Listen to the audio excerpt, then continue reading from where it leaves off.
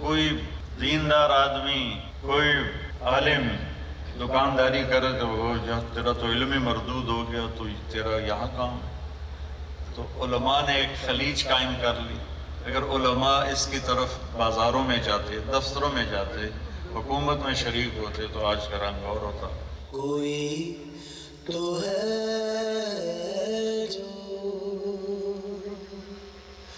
نظام ہستی۔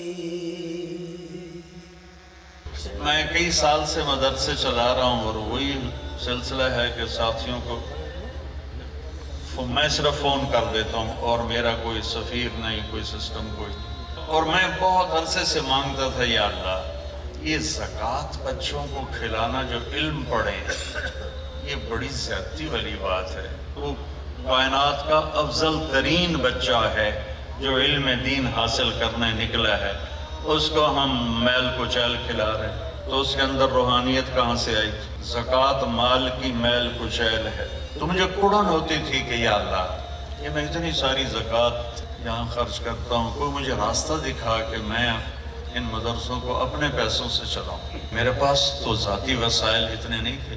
پچھلے 27 رمضان کو جب وہ کووڈ تھا تو میں نے اپنے ساتھیوں سے کہا بھائی میں زکوٰۃ نہیں مانگوں گا۔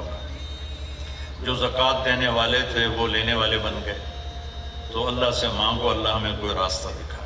تو رات 27ویں کی رات تھی، 1 بجے کے قریب یہ مشورہ ہوا کہ برانڈ بنایا جائے۔ اس کو وجود اللہ نے 1 سال سے پہلے دے دیا۔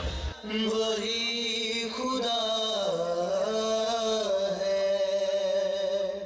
میں نے اس عمر میں یہ تجارت اس لیے شروع کی کہ میں نے ایک فاؤنڈیشن بنائی ہے، اس کو چلاؤں، اور میں نے اللہ سے مانگا کہ یا اللہ مرنے سے پہلے مجھے اتنا دے کہ میں چند مدرسے ایسے کھڑے کر دوں جو بغیر زکوٰۃ کے چلیں اور بغیر زکوٰۃ پر وہ اٹھیں، تاکہ ایک نمونہ قائم ہو سکے کہ یوں بھی مدارس چلائے جا سکتے ہیں۔